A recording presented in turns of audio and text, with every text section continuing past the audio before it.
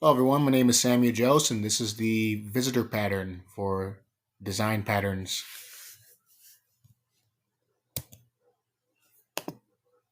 So, this is the items that we will be covering for the table of contents. So, the purpose of visitor patterns it falls in the line of object creational patterns for behavioral structures. Behavioral structures looks to separate the differences between how an algorithm uh, operates and separates these concerns from the objects it operates with. So as you see right here, this is the where it's structured in terms. This is where it's placed in terms of its category. So patterns all focus around the separations between algorithms and the objects and organizing them as such to behave as necessary as possible through object oriented principles. So, for a problem, imagine that your team develops an app which works for a geographical information structured as one colossal graph. Each node of the graph may represent a complex entity such as city, but also more granular things like industries, sightseeing areas, etc. The nodes are connected with others if there's a road between the real objects that they represent. Under the hood, each node type is represented by its own class, while each specific node is an object. So it could be an XML file that's transferred to. At some point, your task is to implement exporting the graph into an XML format. At first, the job seems pretty straightforward. You plan to add an export method to each node class and then leverage recursion to go over each node of the graph, executing the export method. The problem was simple and elegant thanks to polymorphism. You weren't coupling the code, which called the export method to concrete classes of nodes. Unfortunately, the system architect refused to allow you to alter existing node classes. He said that the code was already in production and he didn't want to risk breaking it because of a potential bug in your changes, as you can see from the diagram right here. There was another reason for the refusal. It was highly unlikely that after this feature was implemented, someone from your marketing department would ask you to provide the ability to export into a different format or request some other weird stuff. This would force you to change these precious and fragile classes again. So, with any design pattern problem, especially for what this visitor problem solves, it's looking to separate what's different in the code and encapsulate what's the same. So, this is a manner of speeding up this process. So the solution, the visitor pattern suggests that you place the new behavior into a separate class called visitor instead of trying to integrate it into existing classes. The original object that had to perform the behavior is now passed to one of the visitor messages as an argument, providing the method access to all necessary data contained within the object. Now, what if that behavior can be executed over objects of different classes?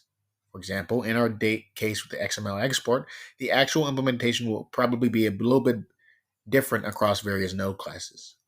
Thus, the visitor class may define not one, but a set of methods, each of which could take arguments of different types, like shown here below. But how exactly would we call these methods, especially when dealing with the whole graph? These methods have different signatures, so we can't use polymorphism. To pick a proper visitor method that is able to process a given object, we need to check its class. Doesn't this sound like a nightmare? You might ask, why don't we use this method overloading? That's when you give all methods to the same name, even if they support different sets of parameters. Unfortunately, even assuming that our programming language supports it all, as Java or C Sharp do, it won't help us, since the exact class of a node object is unknown in advance. The overloading mechanism won't be able to determine the correct node method to execute. It'll default to the method that is an object of the base node class. However, the visitor pattern addresses this problem. It uses a technique called double dispatch, which helps execute the proper method of an object without cumbersome conditionals. Instead of letting the client select the proper version of the method to call, how about we delegate these choices to objects we're passing to the visitor as an argument? Since the objects know their own classes, they'll be able to pick a proper method on visitor less awkwardly. They'll accept a visitor and tell it what visiting methods should be executed. So as you see right here. So this is the structure. You have the visitor class, which is an interface between the elements and a concrete visitor. So the visitor interface declares a set of visiting methods that can take concrete elements of an object structure as an argument.